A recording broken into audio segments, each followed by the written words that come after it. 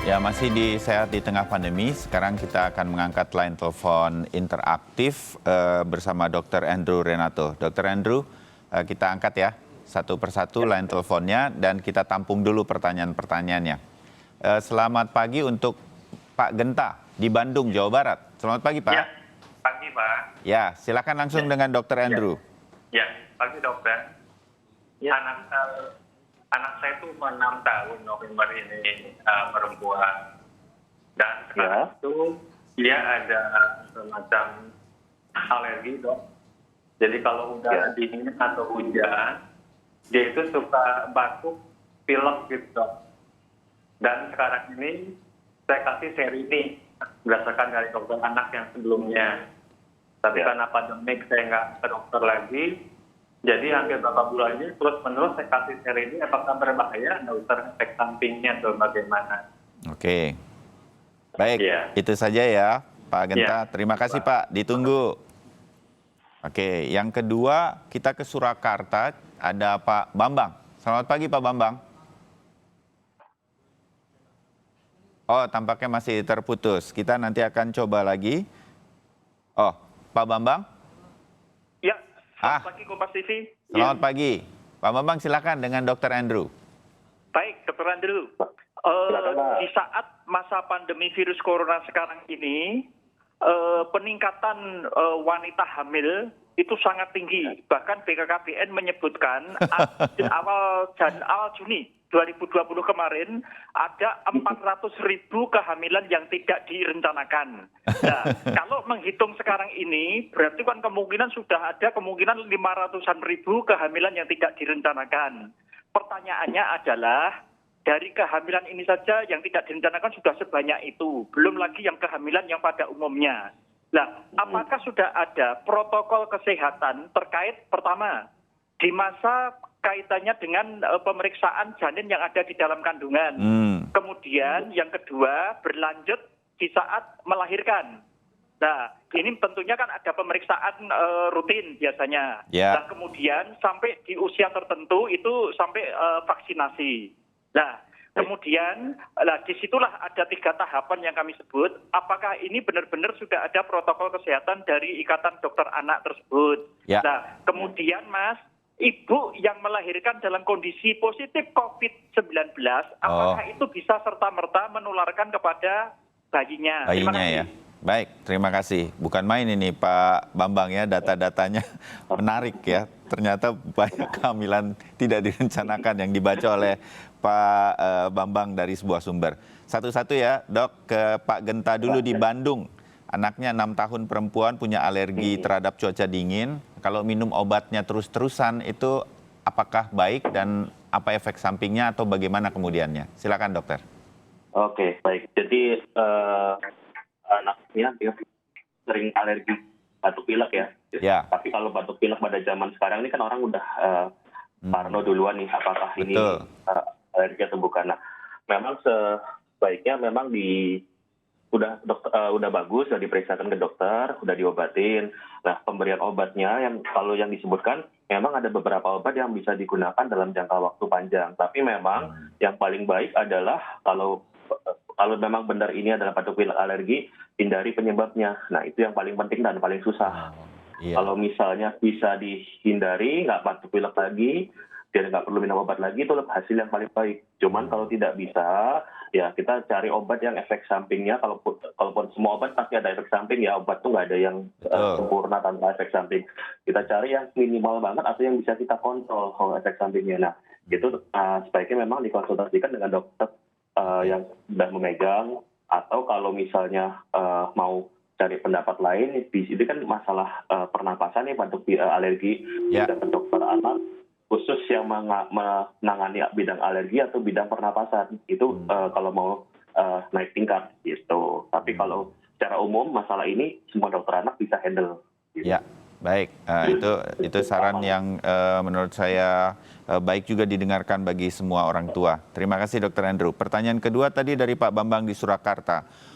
Protokol kesehatan sampai jangka waktu yang tidak ditentukan ini karena belum ditemukannya vaksin COVID-19 untuk pemeriksaan kehamilan, proses kelahiran, itu yang pertama. Yang kedua ini penting juga nih, kalau seorang ibu positif COVID-19, apakah serta-merta anaknya yang dilahirkan juga terpapar COVID-19, Dr. Andrew?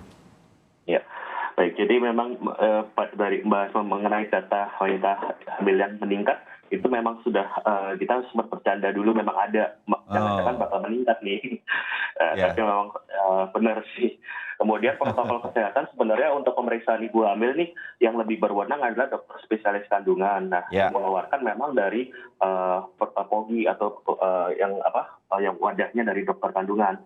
Nah, setahu saya mereka sudah punya untuk bagaimana protokol untuk selain menerima ibu hamil yang kontrol ataupun yang mau lahiran. Ya. Mau lahirannya yang istilahnya direncanakan, maksudnya direncanakan tuh udah sekitar 9 bulan waktunya lahir, atau untuk lahirannya lebih cepat dari rencana, itu mereka sudah punya semua. Tinggal masalahnya apakah pelaksanaannya udah benar atau tidak, saya kembalikan masing-masing ke dokter dan rumah sakit lain gitu. Ya, betul. Kemudian mengenai protokol vaksinasi juga kalau dokter anak kan istilahnya mempersiapkan protokol vaksinasinya setelah anaknya lahir dong. Itu memang juga sudah ada. Bahkan sebelum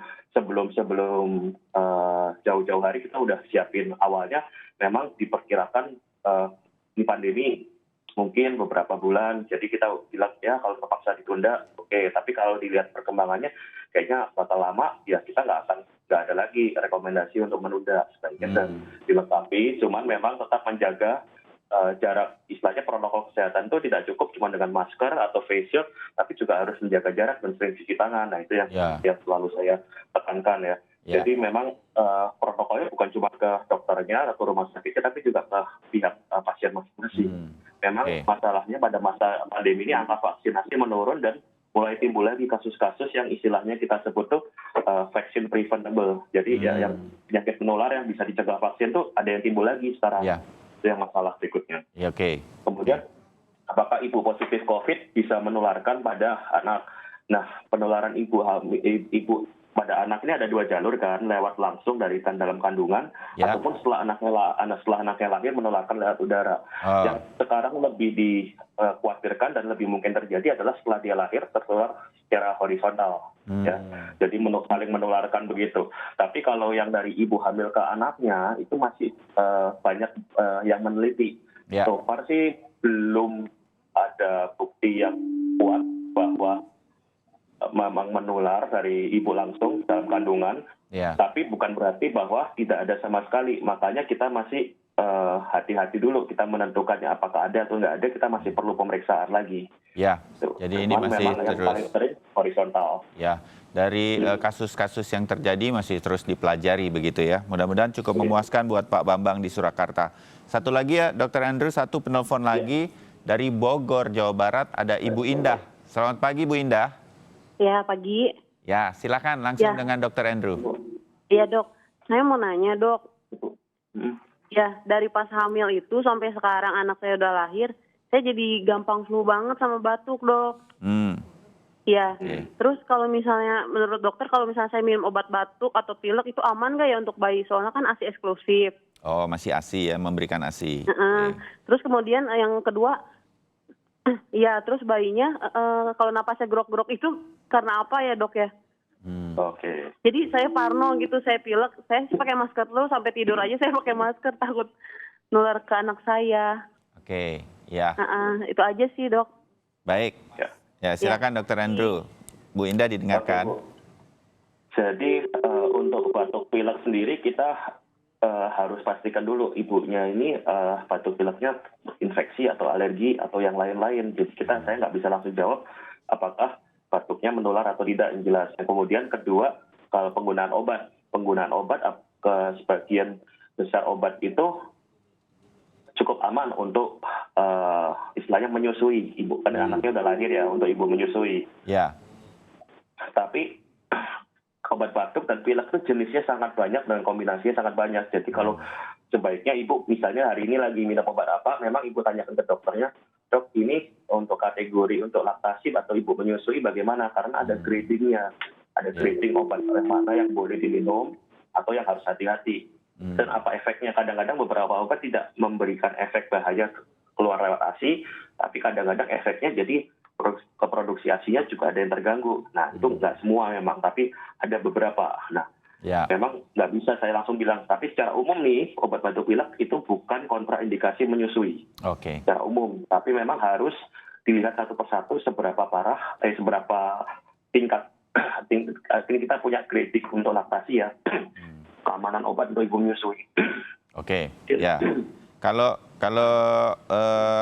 berkaitan dengan bayinya Ibu Indah yang masih beberapa bulan kalau batuk ada grok-grok, nah itu untuk bayi yang dalam usia beberapa bulan itu kenapa itu, Dok? Jadi ya itu kalau cuma dari istilah batuk grok-grok ya sebagian besar memang bisa terjadi pada semua bayi, cuman kita harus pastikan dulu apakah ini kan yang selain ibunya concern masalah anaknya grok-grok, kita lihat dulu anaknya apakah grok-groknya itu termasuk yang normal terjadi ataukah yang sesuatu yang perlu pemeriksaan lebih lanjut. Nah, karena ada beberapa bayi yang seperti itu, awalnya nggak apa-apa, lama-lama timbul suara napasnya itu kayak orang mendengkur atau ngorok atau grok-grok gitu. Nah, itu perlu pemeriksaan lebih lanjut, bisa pakai alat khusus. Bisa juga dengan pemeriksaan aja kalau kondisinya parah bisa terdengar. Itu memang harus dilihat apakah yang memicu, apakah saat posisi tertentu, saat waktu tertentu, ataukah habis ngapain. Jadi nggak bisa langsung kita bilang, oh batuknya ini aman. Memang sebagian besar grok-grok pada bayi itu bukan sesuatu yang mengkhawatirkan. Istilahnya sebagian besar aman. Cuman memang kita nggak bisa bilang pada ibu pasti anak ibu aman. Kita harus lihat dulu anaknya. Kita dokter ini prinsipnya kita cari dulu yang dalam kondisi kalau memang semuanya aman baru kita berani bilang aman. Kita cari aman untuk pasiennya dulu, gitu yang penting. Ya, jadi Bu Indah bisa melakukan observasi dalam 2-3 hari ini mengenai batuk grok-grok anaknya ya, Dok ya?